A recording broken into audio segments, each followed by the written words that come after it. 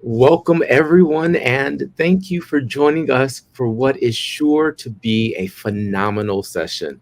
I'm Reverend Will Rucker, and I'm absolutely honored to be moderating today's discussion, Strengthening Youth Engagement for Compassionate Advocacy. We're excited to spotlight some extraordinary youth advocates who are making incredible strides in investing in compassionate action in their communities. Before we dive in, I'd like to take a moment to thank our panelists for being here and for their dedication to this important work. As Dr. Seuss's Lorax famously said, unless someone like you cares a whole awful lot, nothing is going to get better. It's not. I'm so grateful that these folks care and are doing the work of compassion around the globe. The time for our panel is 50 minutes, and we have so much rich, complex ground to cover. So, to make the most of our time together, I'd suggest that we keep our responses around 2 minutes per question. But don't worry, I'll be keeping track of time and I'll guide us as needed. But this will at least help us ensure we touch on as many of the valuable insights you have to offer as possible. So with that, let's meet our panelists. Faja Malika Delane, CEO of F3. I stole that from your YouTube.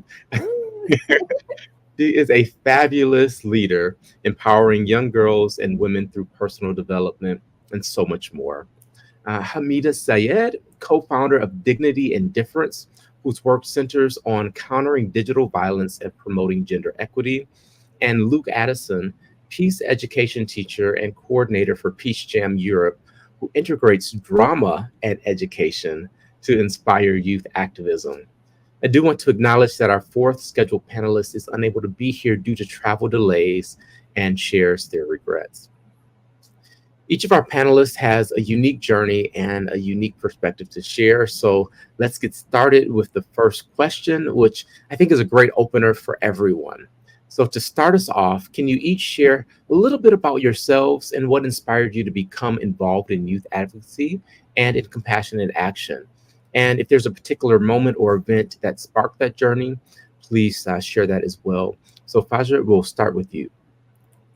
Thank you so much for having me. I appreciate the amazing introduction. Greetings, everybody, for joining.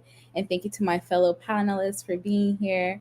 So, I love that question. For me, that journey started a while back when I was in high school and we moved from California to Georgia.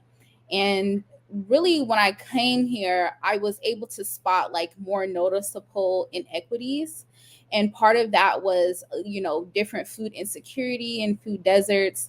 I noticed that within the communities, underserved communities, such as the projects and things like that, when it came to food in stores, they were closer to like Dollar Trees. But when I went more to the wealthier neighborhoods, there was access to Whole Foods, Trader Joe's, and different things like that. And I was like, well, we're all people and we all need fresh food. And that really is a bummer that these communities are like that. And with that, I did my undergrad in business and I recently did my grad school in public health.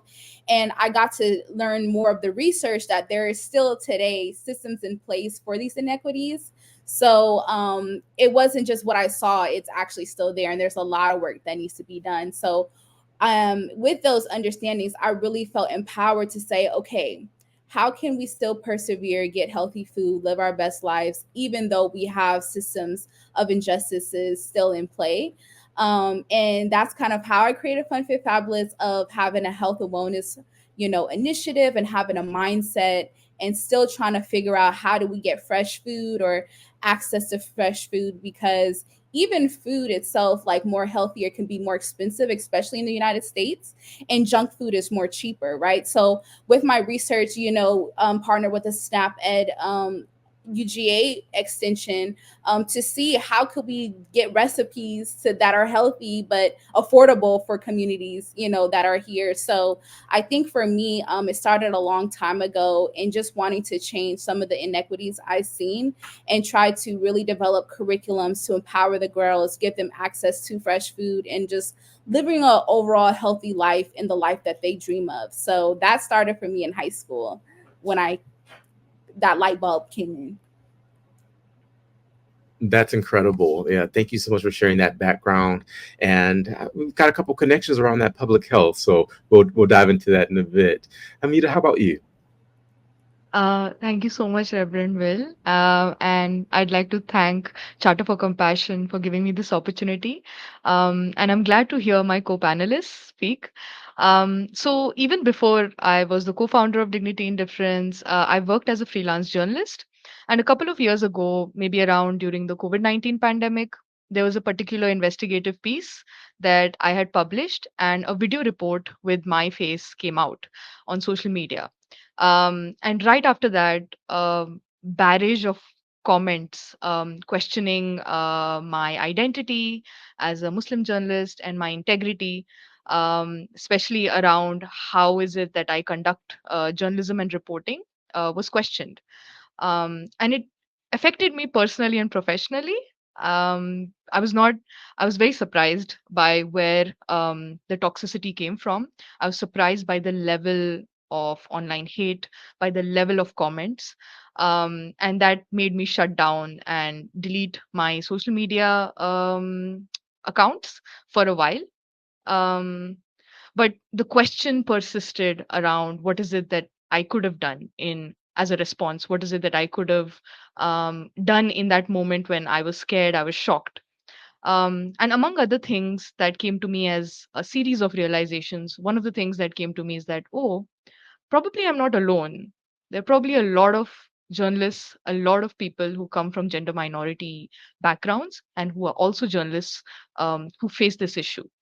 And I felt that there was not a lot of conversations around it at that time. And even if they were focusing more on what the issues were rather than what we could do about it.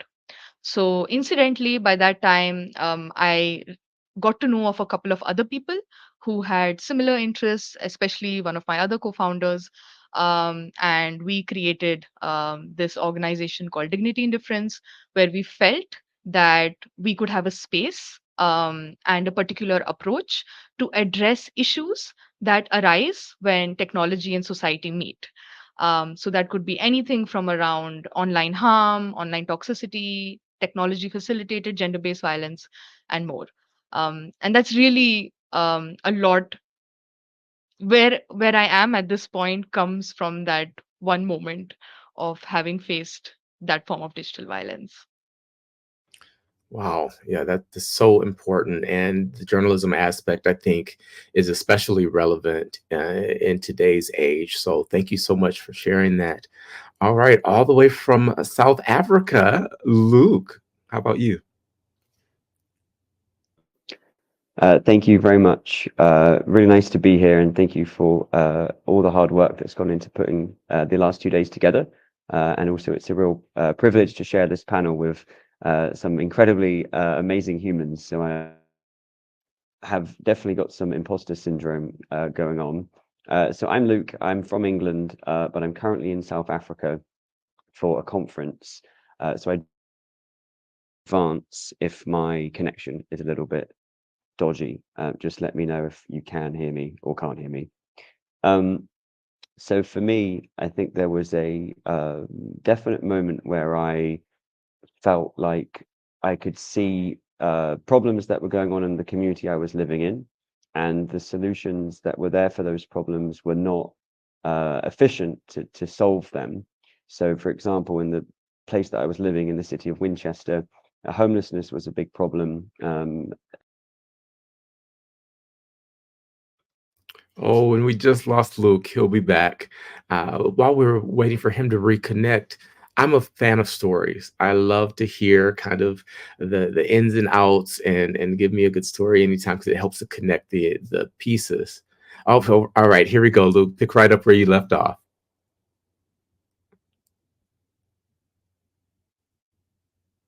I think he's still trying to get connected. While we're waiting for him to kind of fully reconnect, Fajr, would you share a story around a specific initiative that you led through Fun Fit Fabulous that you feel really did make a difference in the community?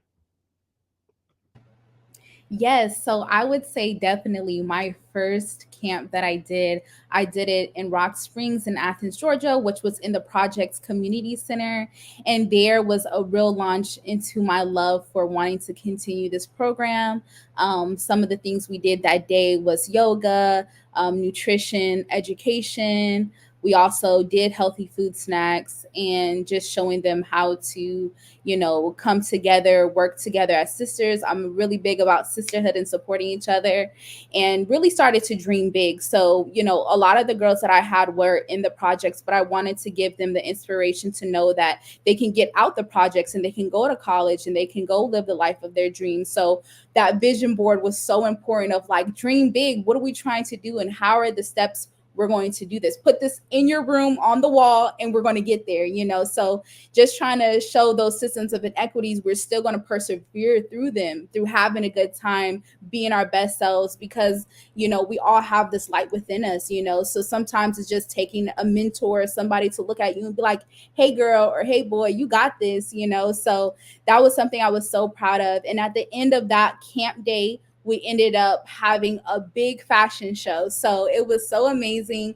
I got local donations from like the local thrift stores or boutiques in town that they donated for the day. So I like set it up like, a fashion runway. The girls had to pick out their clothes. So it was so beautiful because some of them came in very shy, but at the end they were so confident and really lit up. And that was the goal, was to make sure they were confident and making sure that they can get to their dreams. So that was a big thing for me. And over the years, I recently was able to partner with the Boys and Girls Club and extended that one day camp out to a whole curriculum. And now I'm actually partnered with the Boys and Girls Club for this upcoming year for a whole year, with the different location sites in the Boys and Girls Club doing my program. So it's amazing just to see the growth. But yeah, that's something I would love to share that I have done through my initiative. Amazing. And I love the way that that's progresses, because it starts with just one thing, and then now it's impacting so much. So that ripple impact. So it doesn't matter how small something starts, it can turn into something incredibly huge. And that small seed does make the difference. So Thank thank you for you. sharing that. You are. Luke, I want to go back to you and let you finish with your introduction. Thank you. Sorry about that. I think just as I apologized for the connection, it died. So hopefully I stick around a bit longer. So yeah, I could see a lot of issues with the place that I was living, such as homelessness on the streets and issues within schools, and had that kind of, what can I do attitude. But obviously all the solutions that were there's just millions of school kids being let out of a building. I apologize if there's some background noise. So I remember thinking, what can I do?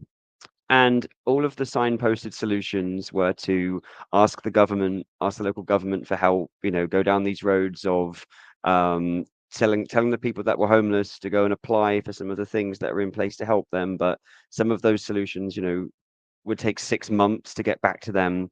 Some of the issues in the education system, the government would say, well, we're not equipped to deal with that, or we don't have any money. And I could just see how frustrating it must be for these people. You just want a bit of help. So I was connected to an organization called Rotary, and there was a Rotary club in my city, the city of Winchester. And I got connected to them, and I just witnessed some of the local volunteering and service work that they did. And the work wasn't, you know, bells and whistles. It wasn't going to win any big awards, but the work that they did was so incredible, on a kind of person to person basis. So they did a homelessness project that reached out directly to homeless people. They recognized there was a big issue with young children's reading ability in some of the schools. So they, on their own back, set up an initiative of going and reading with young people in the schools that struggled to read. So what I witnessed was this group of working people or retired people in the local community who, in my opinion, have done more for that community than the local government or some of these signposted solutions ever have, and most likely ever will. And I think that was the kind of click moment for me, where I thought, this is what I want to do. I really want to help other people, but I want to help them in a way that is useful, is a kind of meeting them on an equal level as well, not always just about charity. and through that kind of introduction to service, to projects that put the beneficiaries first, because that was another big thing. A lot of these projects would say, oh, we think we know what homeless people would like, or we think we know what people with disabilities would like or need, but those decisions were being made by people who aren't those things, and it generally is a big board of white men making decisions about issues, like female issues and homelessness and disability. And I think I just saw a really unique way to help people by kind of being the solution. And that was thanks to Rotary, and that was 11 years ago. And I'm proud to say I'm still very much engaged in that work. Oh, thank you for sharing that. And it's so many great pieces just in that. I'm inspired by the fact that you felt empowered to take action and recognize the importance of working with and not just doing things for others. So thank you for sharing that insight there. Hamida, I want to turn to you for a moment. What have been some of the most significant challenges you faced as a youth advocate, particularly around addressing the online toxicity and digital violence? And how did you overcome those obstacles? Um, so before I go there, I really want to take a moment to appreciate Luke's insights here, because I think it corresponds to a lot of work or in dignity and difference, specifically around centering communities. And then going back to your question, Will, I think there are two particular things. One, that is really easy to hate. When I saw those comments, the first thing that kept going in my head is like, you don't even know me. How is it that you can create an impression of me so quickly, just based on seeing me and seeing how I look? And second, that the scale is massive. It's not just one comment that I can process and respond to, it's millions and millions of comments. Although it wasn't at the level at that time that it's at the level now, specifically for a lot of other journalists. But I think these two particular things are, v- are big challenges, especially in terms of addressing online toxicity. Because number one, how do you respond to each and every individual comment that comes from their own individual context, their own biases, their own prejudices? And then second, how do you do that all at the same time, especially when there are millions of posts and millions of such comments happening every second?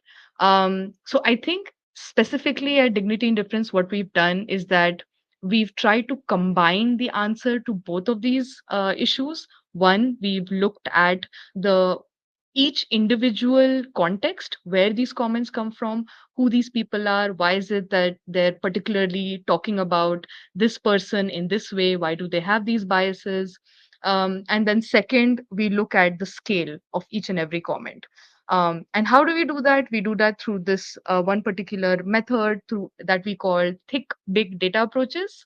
So thick is the stories part of it that you were referring to, Will, and big is the quantitative part of it, which is including all of the massive comments. Um, but at the center of it, corresponding to Luke's comment, is looking at people who've experienced these forms of comments, who've been at the receiving end of these comments. How is it that they've felt in that moment? What did they think was missing in the platform to keep them safe from that comment? How is it that they felt that they should have responded or they could have responded if they had more support? Um, Combining both in terms of countering digital harm and also looking at people at the center of it and how is it that they're responding to this form of online harm is something that we've been able to find has effectively responded to issues of digital toxicity. So I just want to kind of go a layer deeper in that around, you mentioned being safe from the comments.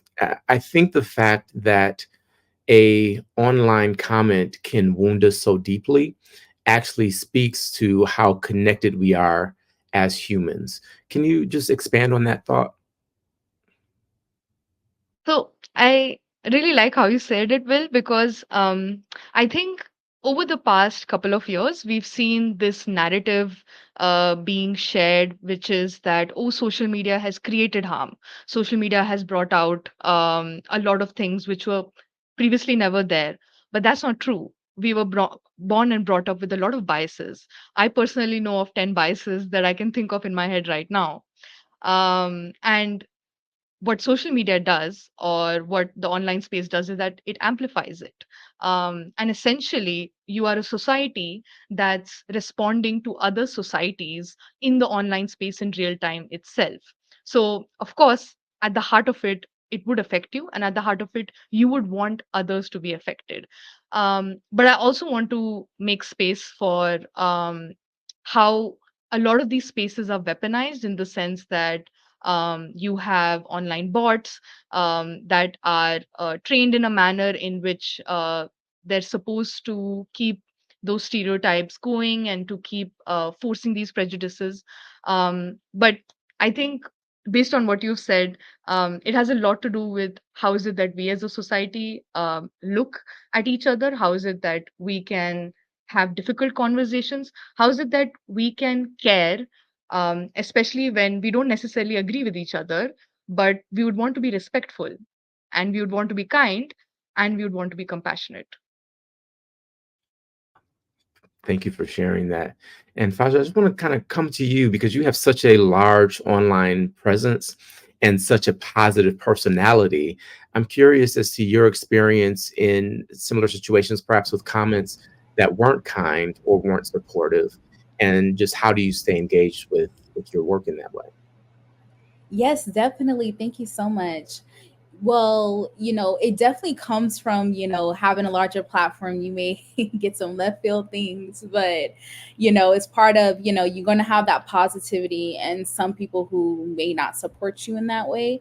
But I think, even the essence of this conference, having compassion, just really understanding that some people may be coming from their own, societies of programming, that sometimes you just kind of have to numb yourself. I mean, I hate to say that, but like, to know that like these people are not probably coming from the place that I am, or maybe they just had a terrible day, or they're coming from a really like depressing community of thought, so it's just like I try to focus on the good. And there is a lot going on right now, but I also want to make sure that I am being productive, because sometimes when you are seeing these negative things, you could be like, well, what's the point? But I really was inspired when I got to Howard University, my second year or freshman year, of being a college student there. I got invited to the United Nations. And something that really stood out to me with one of the speakers, they said, it's not that there is a lot of evil, there is a lot of evil people doing a lot of evil things, but it's not the Martin Luther King quote. There is like, it's something about, there is a lot of people doing a lot of evil things. That's not the main problem. The main problem is not enough good people doing something about it. So I the quote for quote is not the exact, but it was in that essence. And I was like, wow, that was so powerful, because they were talking about what was going on. And at that point, sex trafficking, which is such a big problem. And it felt like, what could we do? It's like all these issues, but when I heard that, it was like, okay, but these people that are at the United Nations dealing with human rights and everything, they're trying to make the solution, and it's going to take all of us. If we just give up, then we won't be doing anything, and all these horror stories will still be going on. So that's what really was empowering for me. So if I do see something negative, or people may not even support, like there will be so many times too, like I'll be doing my thing, right, and I'm not even sure who's seeing it, who's looking at it. I don't know, like nobody's really like letting me know all the time. But sometimes, like through a conversation, if I see them, they're like, oh, I've been seeing you doing your thing, and I'm like, well, based off my social media activities, I'm not seeing you on there, like where, so some people may like it, some people may not. So you could either have negative comments, or people not really supporting you, or you think they're not looking, but they are looking, so it's really about making sure you're your own motivation, keeping your purpose at the forefront. And for those that are negative, it just comes with that. And you just pop in, okay, because that's all it is. Like, just know that when people are saying those things, that has nothing to do with you, it really has something to do with themselves. And continue to shine that light. Like my dad always told me, he said, never dim your light. If somebody tells you you're shining too bright, tell them to put their shades on, but you continue to shine. And my name is the Breaking Down Queen. That's what Fajer well, Faja Malika means the breaking down queen. So I want to continue shining and being who I am, but I do know that negative people and comments exist, but I have to keep on with my mission and what I'm here being called to do. Amazing. And thank you for giving us that, because I love that. That's a great name. I mean, just the name itself. And also just want to highlight, it's, you don't always know the impact that you're having. You don't always know who is seeing you. And I think Yeah. that's so important for us to keep in mind. And Luke, our theme is strengthening youth engagement. And I want to ask, you've used drama and peace education as a way to engage youth. So, what have you found most effective in overcoming resistance to youth engagement and encouraging kind of that consistent, sustained participation? Uh, yeah, Brett, thank you, Will, and just absolutely echo all that was just said on the last question. There's nothing more I can add to that. A really brilliant balance of from both of you of explaining that there's always going to be hateful people, and then what was just said at the end by Faja about, well, the stronger you build yourself up, the less those things are going to hurt you. And I think that's some really, really good advice. So really, really cool. I think in terms of youth engagement, my background as a drama teacher, I actually set out at the beginning to become an actor. So all of my kind of training was in being an actor, and my modules at university were how to act. But I changed all my modules after my first year in a completely different direction, which was no longer acting drama for acting. All the modules were called theatre in education, applying drama, and all of those modules and that path was exploring how to use drama in an educational environment. So, and that could be anything from young kids to older people to vulnerable people. And it was just exploring, how you go in and you use drama through techniques, through games, through its history of drama to have difficult conversations. And one of the most powerful, powerful, powerful tools in drama, and I think most people do it anyway, even if they're not involved in drama, is this idea of role play, is the idea of putting yourself in someone else's shoes. And it's particularly effective in any issue where there's two sides, and particularly in issues where there's more than two sides. But generally speaking, when you have a kind of debate, agree or disagree, what I would do with my kind of drama hat on, is to assign people either an agree or a disagree, and then encourage them to explore it, even if they wouldn't necessarily class themselves on that side. So they would be imagining, and I think that's kind of one of the most important things that comes from the drama is imagination. Um, so I think that's what helps the engagement, because you're kind of doing something different. I've had some incredible experiences where I've worked with schools. I worked with a school in Greece where they were having a really difficult time integrating refugees and displaced young people into the school. There was a lot of bullying. There was a lot of kind of cultural clashes. But once we got these young people thinking about what it was like to be on the other side, these Greek students thinking really deeply what it must have been like for these young people to have crossed over and had these difficult experiences. And then from the refugee side, for them to understand, why these things come about, like bullying and being scared of difference and change. And that's just one of the most interesting things about the work that I do, the job that I do. And I encourage anyone to kind of try drama, bringing drama and imagination into any work, particularly when it's serious, because I think sometimes we forget that you're allowed to have fun.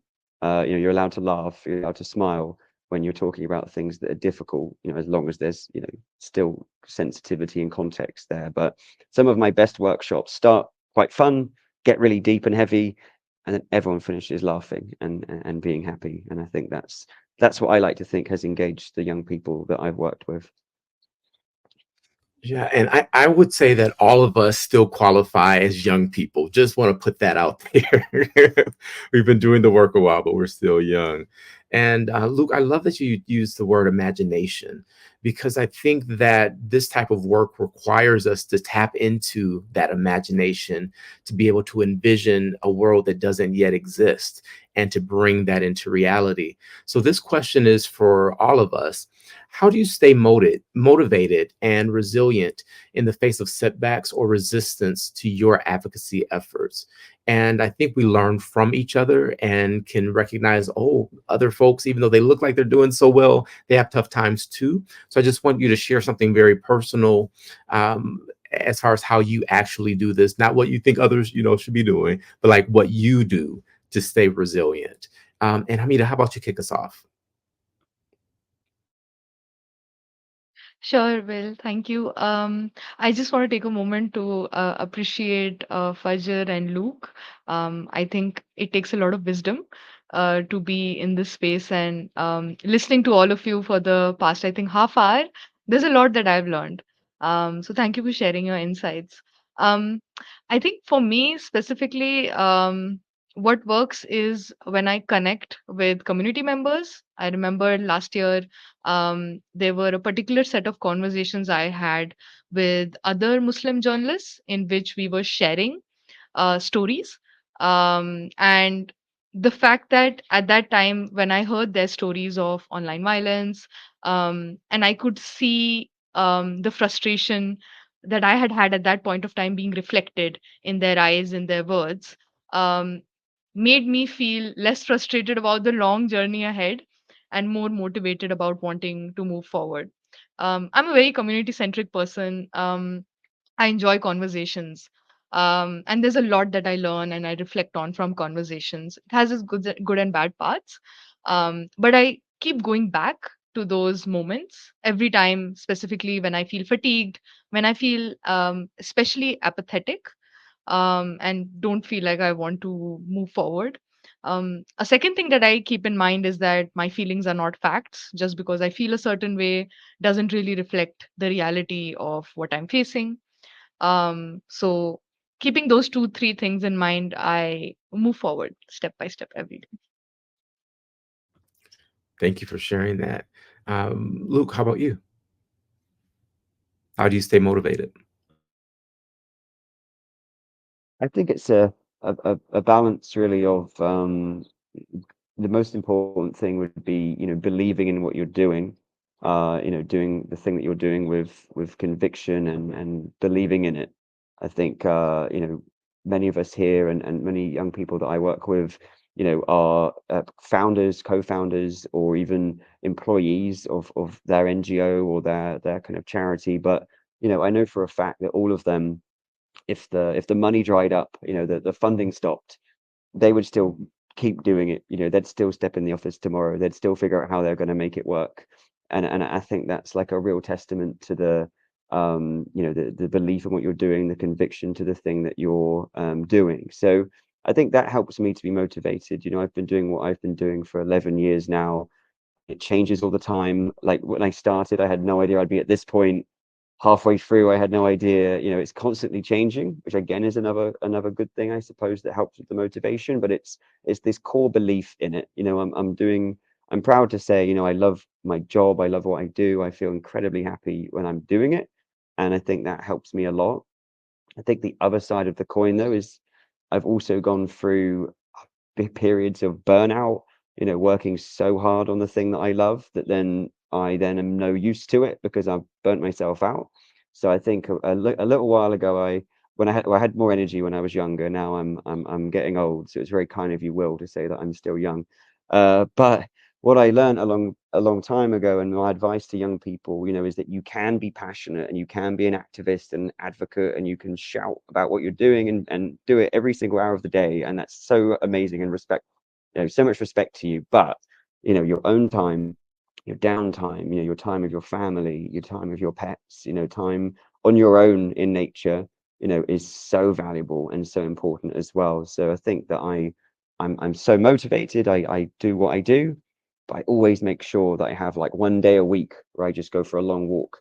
And I've got a dog who I love very much. So I walk her twice a day. That's kind of my downtime. That's when I close my laptop and say, no more Zoom calls today. It's time with my dog. So yeah, it's that balance. It's that dedication, that absolute, like, I believe in what I'm doing, but what also helps is to know when to switch off, and to prepare yourself enough so that you don't have burnout. Yeah, Luke, thank you for sharing so much of that. I just have to let you know I happen to have a dog on my lap as we speak. I think he thinks he lives there apparently, so we let him. You have Um, you have to yeah, show us him, Will. I think you have to. If he's I there will. right now, can you move the camera down? I will just let Okay. him say hello because he loves his screen time. So this is Oh, wow. Wow, that is so. What's his name? Pee Wee. We call him Mister Wee for Kiwi. yeah. Tell him he's a very good boy from all of He is us. a good boy. Yes, he is. But you also mentioned burnout, and I know we often in self care talk about not pouring from an empty cup. I prefer the imagery of being candles because you can light 1,000 candles from one. It's not taking away. So I just prefer kind of thinking that way. But a candle can burn out, and so we just have to be mindful not to go too far there. So Fajer, how about you? How do you stay motivated and resilient? Yes, thank you so much, Will. You've been a great, loving the questions. And to my fellow panelists, thank you for your answers. Definitely inspired by you guys as well. Yeah, so I think for me would definitely be faith, having faith and doing the work. And also, too, with that whole burnout situation, just making sure I take some time for myself through self care, whether it be, a day to really decentralize and just get more in tune. Either it was going to a walk or going a spa day, doing my nails, I don't know, something, taking care of myself. But yes, I definitely think through my life having faith in doing the work, and also to being patient on what God's timing is, and I've had so many different testimonies with that. Even with my panelists, like just be inspired from what they have been saying as well. But even when I started my F3 program, it was something in my heart. Like I was talking about it, I think all spring, my junior year in high school, my mom was like, "You keep talking about this. You need to get your camp out there, And I'm like, "I don't have my logo yet, And I'm like, "How am I even going to pay for the facility? I'm in high school. I mean, I'm in clubs, but I don't like have a job. And she just like, "Girl, we're gonna make it happen. So just I think having that passion, and then having faith that God will put people in your life to help you, manifest that vision. And even with so many things of having that passion, it really helped me get to the lifestyle I wanted, because through my Fun Fit Fabulous program, I was able to apply to a scholarship for college. And I ended up receiving that scholarship. So I ended up getting the Bill and Melinda Gates Millennium Scholarship, which is one of the highest academic scholarships that pays for your tuition and housing. And it was so amazing because my mom was like, "I can't fund y'all to go to college." So, I was definitely just trying to do my best in high school. And, through that work, the work I would love doing ended up being my blessing to help fund myself through college. And so I think having that faith, doing the work, and being patient on God's timing is definitely there. And just what Luke was saying too, of like, even if the funding runs out, I know people will still do that. I was doing this program without any funding. It was just literally all investment, trying to, get people to donate, and me using some of my funds to rent out facilities. And for this time in 2024, around this time, me actually getting funding to do my program, which is a blessing. But I think the essence of it was just that it needed to be done. I was excited for it to be done, and having faith that at the right time things will start to align and support you. So I think that that's how I will stay resilient: is faith, doing the work, and having patience on God's timing. Yeah, thank you for bringing faith into the conversation because it looks different for everyone. And I think it's so important that we acknowledge that young people are a part of the faith community. Just an important takeaway, I think. I want to move to kind of another open to all question. But Luke, I'd like to start with you. And For your response, please include a little bit of how you feel intergenerational collaboration is important. But the question is, in your view, what does the future of youth advocacy look like? And how can young people continue to be at the forefront of driving positive change? Uh, Great. Yeah, really good questions. And I think that intergenerational uh, initiatives pretty much make up the majority of my answer. For the future of youth, I think one of the problems that I see consistently, I work kind of between two very different generations. The work I do with Rotary, Rotary generally is older generation. It's kind of retired people giving back, generally. And then the work that I do with Peace Jam and my teaching is as young as primary school. And there's always issues between bringing both together, this kind of fear of the other. I see a lot of issues with young people who are incredibly passionate about the environment or about causes, and then they kind of go down a route of I agree, maybe rightly so, but kind of criticizing, it's the older generation's fault. We've been left in this mess. They need to move out the way. We need to step in and take over because look at all the problems they've caused. Now, I'm sure most people would agree with me that they're not necessarily wrong, but I think it's the attitude towards the change, because then when I talk to people at the other end of the scale, the older people, they'll be the first ones to say, these young people don't know what they're talking about. We've had these things in place for loads of many years. There's tradition and there's this. They can't just come in and change everything. So there's but they also recognize that a change needs to come. So there's this really difficult midway point of like the young people are right, but then the older people are also kind of right. And they're not going to move out the way through force. It has to be collaboration, and it has to be intergenerational work. And one of the things that I'm very proud of at the moment in the work that I do, that I hope can be something that other people can draw upon, is I work with Peace Jam, which is a peace education organization, and we work with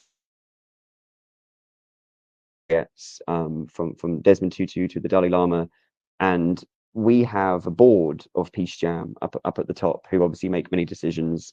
And on one of the retreats where there was young people and older people, they basically asked us, what can we do differently?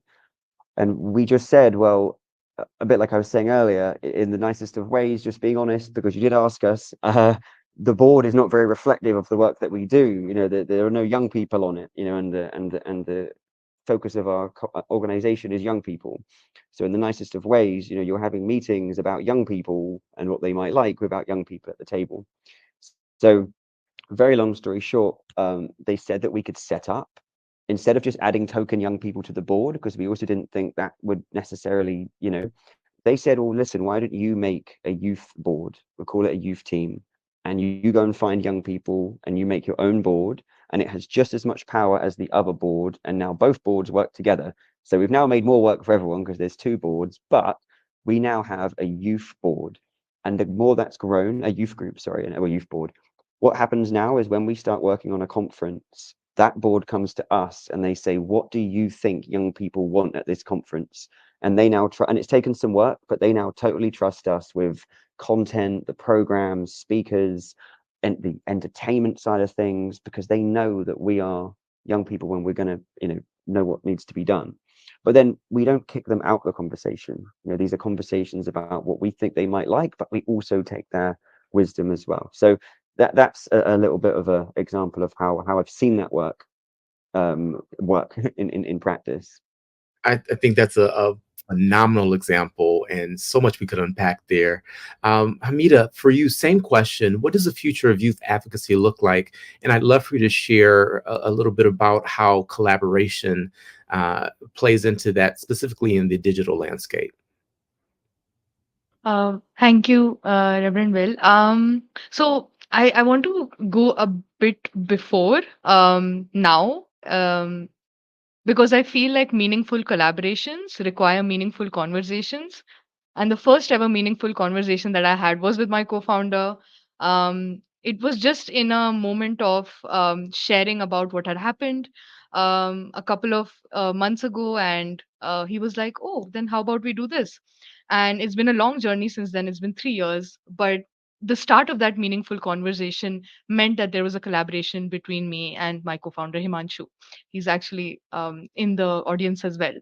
And I really want to give him a shout out because that meaningful conversation led to this particular moment where I'm sitting virtually in front of all of you and having conversations around what it means to have compassionate advocacy. And I think youth advocacy or youth collaboration is essentially around having meaningful collaborations. Many of you must have had any sort of meaningful conversation with anyone to which it came to a point where you're now here sitting virtually and listening to me. um, and I believe taking like a feather from Luke's conversation, it has a lot to do with giving youth the space to be able to imagine what it means to have a safe digital space, and supporting them in that process, co-creating and co-facilitating that process with them. Because a lot of times youth have the answer. They're the ones who are the most comfortable in the digital landscape. And actually, they might have more insights on how is it that intergenerational collaborations can be made to make the digital experience safer, more comfortable, more inclusive for older generations. I know for a fact that for my mother, when she has to search something, she won't search on Google, she'll search on YouTube. And the first instance that she'll get, the first YouTube video, she'll just click it and she'll be like, that's the reality. And it's very hard to explain to her that you have to like switch to Google for that. And she's like, why? Why would I switch? So having these kinds of experiences also informs your approach. And at DID, this is something that we center in our work. We believe in co creation, we believe in the principle nothing about us without us. And if we're here talking about countering digital toxicity, we're here making it work for other people. And especially young people, we definitely like to center their experiences and facilitate that process of co creating with them. Thank you. And we are coming up, this time has gone so quickly. We're coming to the end here. But Fajr, same question. What does the future of youth advocacy look like? And as part of that, I just want to hear what you're most proud of. Thank you. Yes. So I think the future of youth advocacy is, tackling issues within your respective communities. Because being part of a community, the issues that are around. So I would say just having that encouragement that you can do it and believe in yourself. What I'm most proud of is that I think I have the courage, to, as we were talking about imagination, imagine and do the work to make that imagination a reality. So that's really what I'm proud of having a dream and working to make that dream a reality and seeing it benefit so many people. On the higher level, I just got back from Italy for a policy summit for the G7 countries, and we were part of the Y7 delegates. I was representing the United States, and my pathway was inclusion and equal opportunity. So in there, I was advocating for marginalized individuals to be part of the conversation, to be on the table. So on that higher level, just like Luke and Hamida was saying, was like, making sure we are including youth and people from marginalized communities to have a voice, because for so long we've been kind of pushed out, and a lot of these issues are affecting us, but we're not even able to have a say. So I would encourage us youth to say that we have a voice, we are impactful, we are meaningful, and also to creating that intergenerational respect from the elders and the younger people. Let's not like bicker at each other, and just know that we are our biggest advocates, and let's see how we can work together. So that's what I would want to say. Thank you so much. So, as we wrap up, I want to thank each of our incredible panelists for sharing your journeys, your successes, and your challenges with us today. Your work continues to inspire young people everywhere to become compassionate advocates for change. Thank you as well to our audience for your thoughtful participation and your engagement. Youth advocacy is essential for driving the future of compassionate leadership. And it's heartening to see so many passionate leaders already making a difference. Let's all continue to lift each other up, to collaborate, to use our imagination and build a world where compassion drives meaningful change. Thank you for joining us. And as I always remind you, you are not just a drop in the ocean. You are the entire ocean in a drop. And what you do matters. So live compassionately. Thanks to all for being here.